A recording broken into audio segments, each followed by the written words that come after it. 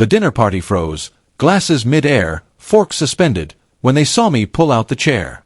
Everyone expected me to find an excuse, to check my phone, to do anything other than what I did next. My colleagues had orchestrated this evening as entertainment, a private joke they couldn't wait to dissect over drinks afterward. They never imagined their punchline would become the most profound lesson of their lives. I should probably introduce myself. I'm Marcus, and for years, my existence in Chicago revolved around drafting blueprints, attending client meetings, and returning to an apartment that echoed with loneliness. My work as an architect consumed me, and I convinced myself that was enough. But my coworkers saw through the facade.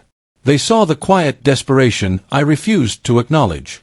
They decided I needed to date again, though their motives were far from genuine.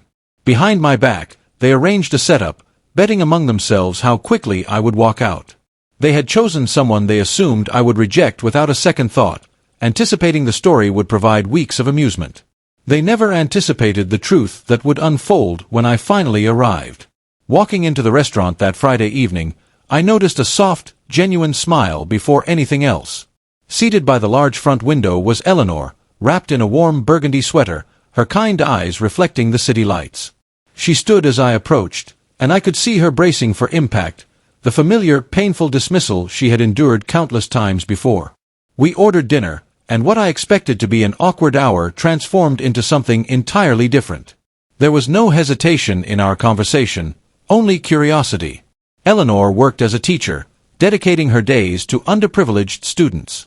She spoke about the after-school program she ran, the books she bought with her own salary, and the children who had no one else fighting for their future. Her passion radiated with every word.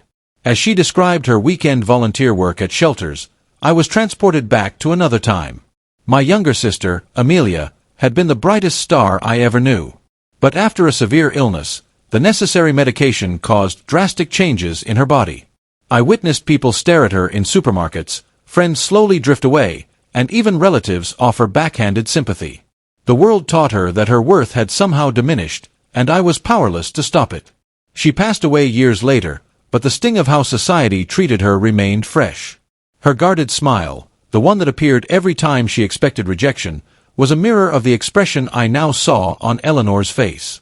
Halfway through our main course, one of my coworkers, emboldened by alcohol, approached the table. He asked loudly if I had lasted longer than expected, and revealed the entire scheme. The restaurant's atmosphere curdled.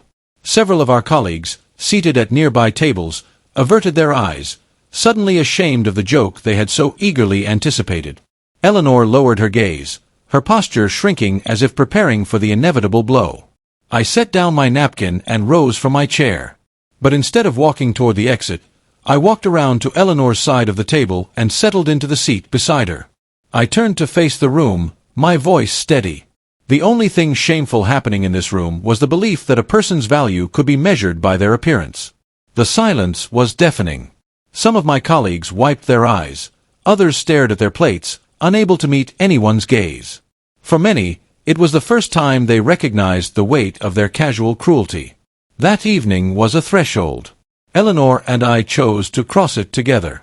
We began spending our weekends exploring museums, volunteering at community kitchens, and attending local church gatherings. Our connection deepened not through grand gestures, but through shared purpose. She taught me patience, reminding me that the best things in life are rarely the fastest. I helped her see that she had never been broken. She had simply been surrounded by people who couldn't see clearly. Months later, Eleanor decided to pursue a healthier lifestyle, not because she felt inadequate, but because she wanted to honor the body that carried her through life. I was by her side for every small victory and every frustrating setback. The journey was difficult, but her motivation was born from self-worth, not self-hatred.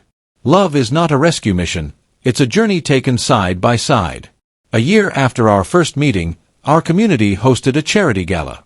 Many of the same colleagues attended, and they were struck by the happiness they saw. Eleanor radiated a confidence that had nothing to do with her appearance and everything to do with finally knowing she was valuable. Several of them approached us with sincere apologies. They admitted that watching us that night in the restaurant had forced them to confront their own prejudices. Standing beside her that evening, I realized the greatest gift wasn't falling in love with someone. It was seeing the world through their eyes. True beauty had never walked into the restaurant wearing a certain dress size or a specific hairstyle. It had walked in carrying a worn book bag filled with lesson plans, a heart full of forgiveness, and a resilience that refused to be dimmed by judgment. If Eleanor's story resonated with you, please take a moment to like this video. Leave your thoughts in the comments and subscribe to Winds of Thought for more stories that remind us what truly matters.